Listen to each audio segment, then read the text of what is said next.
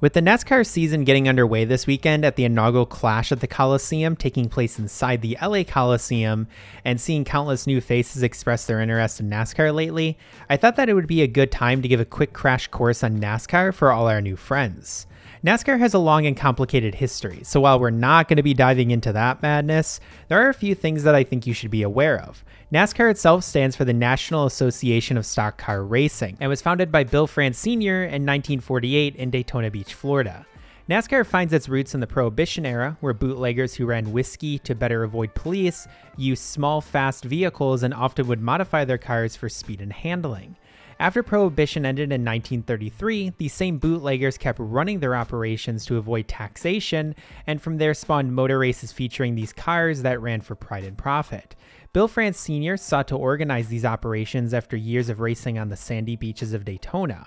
NASCAR is still family-owned to this day, with Bill France Sr.'s son Jim France having been CEO since 2018, after former CEO Brian France was ousted after being arrested for drug possession.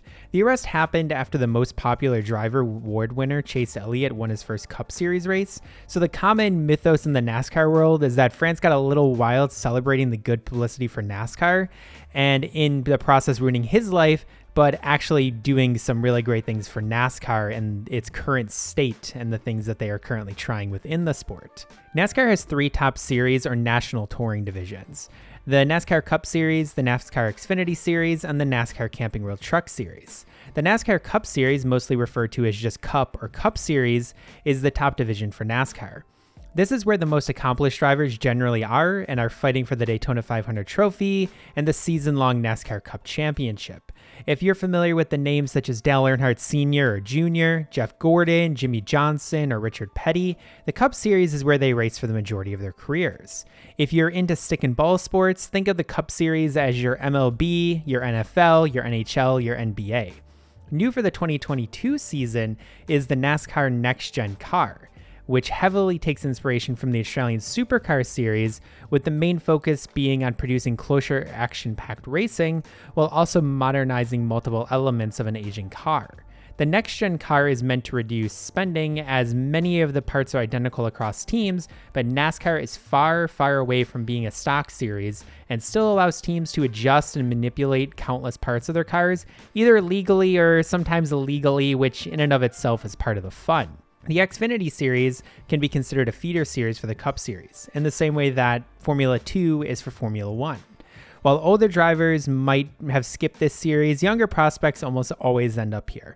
Though there are no formal requirements as there is to go from F2 to F1, Xfinity is the title sponsor of this series, and most people do call it the Xfinity Series, as Comcast would like us to do. Older viewers may refer to it as the Busch Series after the former sponsor of the series, but either is completely acceptable.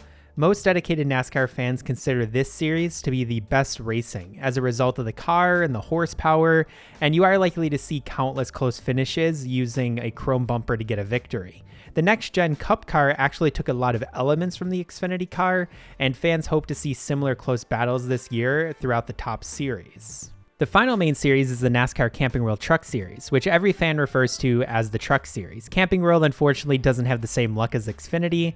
This series is a mess, but can also produce some of the absolute best racing in all of motorsports. The Truck Series features a mix of young development drivers ranging from 16 to their early 20s to older lifers who either never had the opportunity to advance or failed to make it out. Heated battles on and off the track, typically under the lights on Friday nights. It's absolutely worth checking out if you find yourself getting really deep into NASCAR, and unlike other lower divisions in, say, the Formula ranks or the AHL, G League, AAA, all three NASCAR series have top-level broadcasting and production. Now let's talk about the rules. NASCAR and other motorsports share a lot of the same general rules. You have several types of flags: the green flag, which signals the start or restart of the race; the yellow or caution flag, which comes out after an accident; a black flag, meaning that your car is either too damaged to continue on the track, or you've committed an offense that you need to serve a penalty for; the red flag, meaning the race is stopped at its current lap, as well as the white flag, signaling one lap to go; the checkered flag, signaling the end of the race; and in the case of NASCAR, the checkered green flag, signaling the end of a stage. Unlike other motorsports, NASCAR since 2017 is broken up into three typically uneven stage lengths, which award points at the end of each, 10 for first, 9 for second, and so on until 1 point for 10th.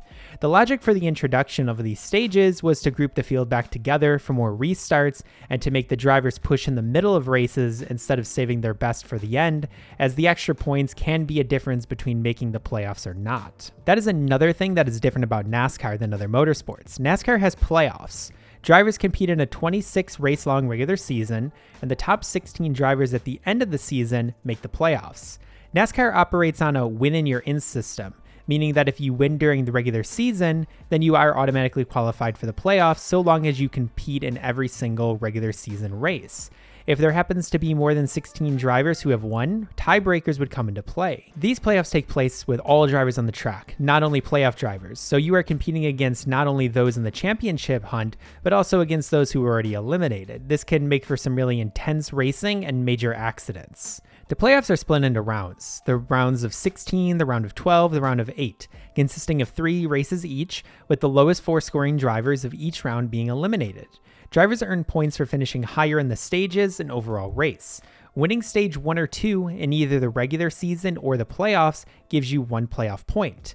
Winning a race gives you 5, and that carries over each round to give you an advantage, with the regular season champion getting 15 playoff points added to their total. Each round, the points are reset to 0, except for those earned playoff points. Once the round of 8 is complete and only 4 drivers remain, the top 4 compete in a final race of the season in a winner-takes-all showdown. The Xfinity and Truck Series also have playoffs with some minor differences, including 3 rounds instead of 4, and the Xfinity Series having 12 playoff drivers and the Truck Series having 10 playoff drivers. Last but certainly not least, I wanted to discuss the different types of tracks in NASCAR because despite what you might think you know, NASCAR not only races countless different length ovals, but also several road courses. NASCAR tracks are broken up into 4 main types: short, intermediate, road, and super speedway. Super speedways are the fastest and longest tracks in the series and includes Daytona International Speedway at 2.5 miles and Talladega Super Speedway at 2.66 miles. Drivers get upwards of 200 miles an hour on these tracks due to close bumper-to-bumper racing, known as drafting, and form long lines of cars known as pack racing. These typically end up being very intense action-packed races with at least one large crash, always referred to as the big one. Speedways, or intermediate tracks, make up the bulk of the NASCAR schedule. These are defined as any track greater than 1 mile in length, with the exception of both Daytona and Talladega. These tracks can produce great racing, but the boom of NASCAR happened prior to the Great Recession.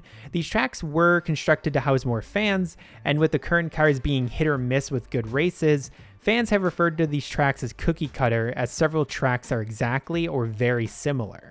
Short tracks are the bread and butter of NASCAR, and going into the future, NASCAR has indicated that they are looking to pivot to move the action back to these types of tracks.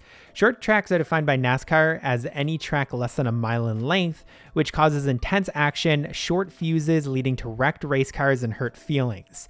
NASCAR also has recently introduced a yearly dirt race at Bristol Motor Speedway, which is going into its 2nd year on the schedule. Road courses. Yes, that's right, NASCAR is not only oval racing, and road courses produce some of the best racing on the entire schedule. NASCAR races at the Circuit of the Americas, Watkins Glen, Road America, the Indianapolis Motor Speedway Road Course, Sonoma, and on the Roval.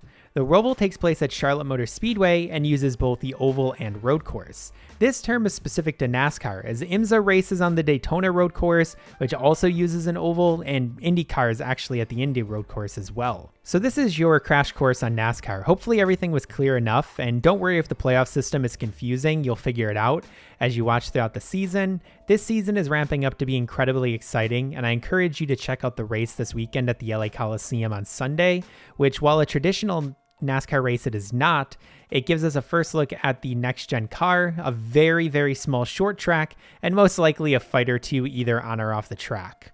Please remember to like and subscribe to the channel, and I'll see you in the next one.